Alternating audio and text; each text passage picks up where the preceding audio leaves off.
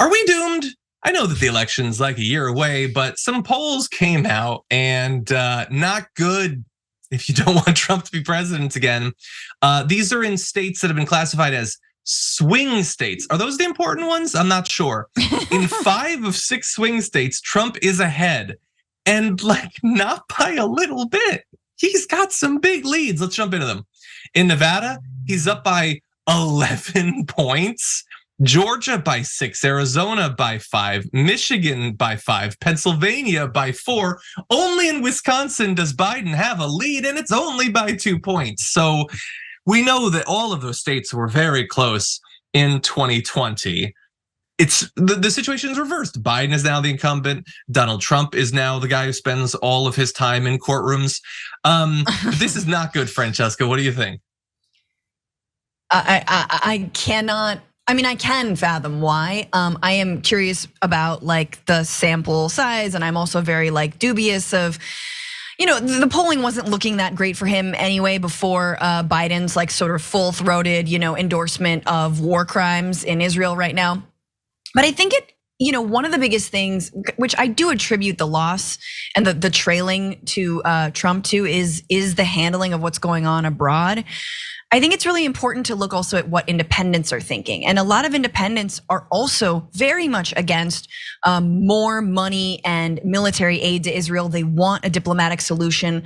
They want humanitarian aid to Palestine. And I think that's really important to pay. I mean, look, pollsters and Democratic insiders, everyone loves the independent vote. And the independent vote is saying, yeah, this is also costing you with, my swing vote, so to speak. Yeah. And I think the real thing that Democrats have failed to pick up the mantle toward is that the United States and American citizens are tired of foreign wars. They're just tired of them. Like even Marjorie Greene is tired of it. She just wants to put all the military on the US-Mexico border, and look, Ukraine I think is different in a lot of ways, but now we're on this side of like the crimes. Like we're endorsing the Putin of this conflict, which is Netanyahu. So that's what I attribute it to, but I also attribute it to, as we spoke about a little bit before, a lot of the amnesia around what the Trump administration actually was and what COVID actually meant for it and how horribly he handled it. And then I also think it's, look, the Democrats not being able to actually tout what they have successfully done, and letting a lot of the things that they successfully did expire, like the child tax credit. Like the child tax credit, yeah, 100%. Look, everything that you said is true, and we are a long way away. And as you said, there's been some forgetting, and there's going to be, roughly $2 billion worth of ads shoved in your eyeballs over the next year. All of that is true. That said, Trump, it's not like Trump is still in the woods and there's no news, good or bad. And we'll see what happens once the ads come. He's constantly in the news for horrendous crimes of 1,000 different forms, and he's still up.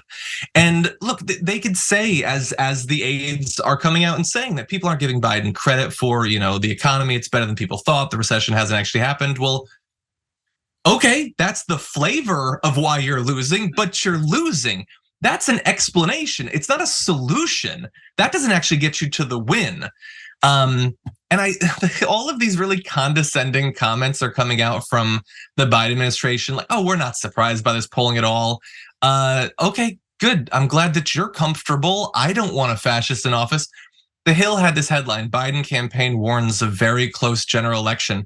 And I love this response from Katie Delaney, who said, respectfully, warn yourself, bitch. Yeah, like you guys are the ones that are supposed to be dealing with this. The View, like just this morning, they have a whole segment about how Democrats are panicking because of the polls. It says, stop clutching your pearls and get to work. Us? But I'm not the one on the ballot. Like, he's been president for years at this point, and it's only getting worse. He was polling better a few months back. It seems like every time Trump is indicted, it actually helps him, not just amongst Republicans, but amongst independents as well. You need to actually make that case, and I would love it if you would not wait until next July to start doing it. But it is convenient for them, Francesca, to imply that we should just wait around. I mean, yeah, go work or whatever, but then wait around and the polls will get better, because by then you can't replace Biden.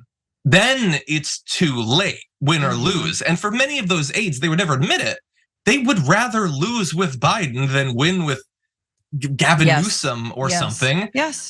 So no, I'm not clutching my pearls. I'm worried for the fate of the republic, and it's weird that you're not. That's how I feel about these polls. I think that's a really good point, and I just wish they could instead of browbeating like your own voters, like Trump, for all the ways he deludes his voters, for all the lies that he tells, for the fact that we now know that the $2 trillion tax cuts for the wealthy that Trump passed have devastated this economy, right? We did a story on this show about that, and could have been used for so many other things. And instead of lifting that up, instead of like Biden is just browbeating, and the administration officials are just browbeating their own voters. Give us something to vote for.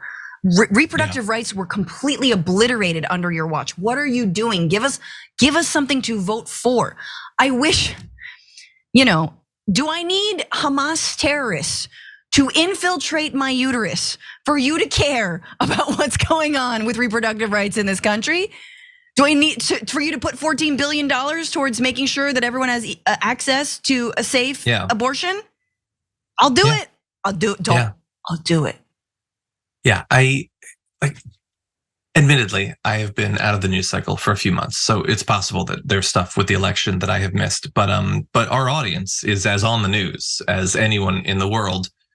What are the big proposals? What are the big plans? What are the promises of what you will get if Biden gets a second term? And I'll remind you, by the way, pointlessly, they said he wasn't going to run again. Not him. He never came out and gave a speech, but it was floated to make people make them comfortable, make them placid. He's only going to run for one, and then it'll be somebody else. That's easily forgotten once he wants to stay in power.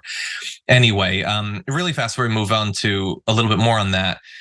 Voters under 30 favor Biden by 1 percentage point. Wow. He's single-digit advantage amongst Hispanic voters. His advantage in urban areas, half of what Trump has in rural areas, what remains of rural areas. Many of them died from COVID. Thanks, Trump. Voters under 30 said they trusted Trump more on the economy by 28 points. Now, look, the economy is not as bad as maybe, I guess, some people thought recession-wise, but there is a lot of bad stuff. They mentioned there the fact that buying a house is effectively impossible. Young people are not wrong to be horrified by that. Mm-hmm. Trump isn't going to do anything to make it better. Let's be clear about that. But this is not just people like all of a sudden like, well, I watched an Andrew Tate video and now I want fascism. They are responding to what Biden has done and not done, much more than not, I think. Men prefer Trump by twice as much as women prefer Biden. Black voters are now registering 22% support in the swing states for Trump. If these don't massively change, he can't win. 71% say he's too old to be an effective president. And I want you to bear in mind, next year, he'll be older. That's actually how that works. He'll keep getting older actually from here on out. So anyway, I want to jump into this. With these swing state polls coming out, it is, I guess, maybe our last best chance to say, does it actually have to be Biden? Is a different world possible? I know that that's unthinkable. And that if the incumbent president wants to run again, you're just supposed to bow down and roll the dice on the fate of the republic. But it doesn't actually have to be him. We technically have a primary going on. There's technically time for more people to even join if they wanted to. Popular governors could join. And David Axelrod tweeted that it might be late to change horses. I don't even agree with that, but a lot will happen.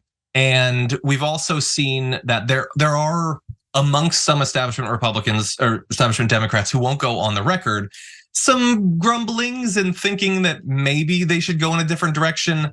Any chance of that, Francesca? What are you thinking right now?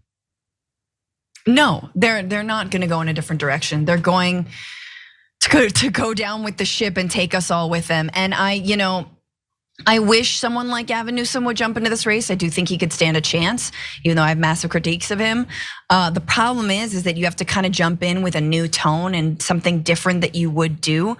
And especially when it comes to foreign policy, these neoliberal Democrats don't have anything that they would do different to Joe Biden right now, right? I mean, like Obama a little bit, And Obama's tried to sort of like temper, been like, hey, remember how Palestinians like, lives matter equally? And like a little bit of that.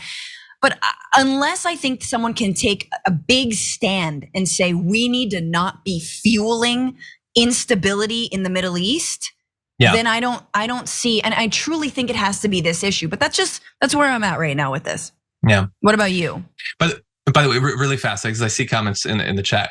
I am aware of recently declared candidates who come from California. By the way, we're going to be speaking to this recently declared candidate coming up next week on the show. Just trying to figure out how to talk about that on the show. I have been gone for months. Back off.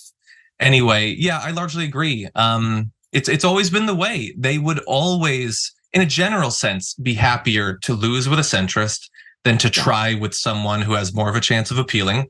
Yeah. Even if the polling looks bad, they honestly candidate, they're paid to. And so a lot of fears. There's still a year, a lot can change. We're gonna be tracking it day by day, but I have a lot of fear at this point. For more political news, breakdowns, interviews, stories of activism, and me trying my hardest to care about the occasional big celebrity news story, subscribe to our YouTube channel at youtube.com/thedamagereport. And you can ring the bell wherever it is so you don't miss anything.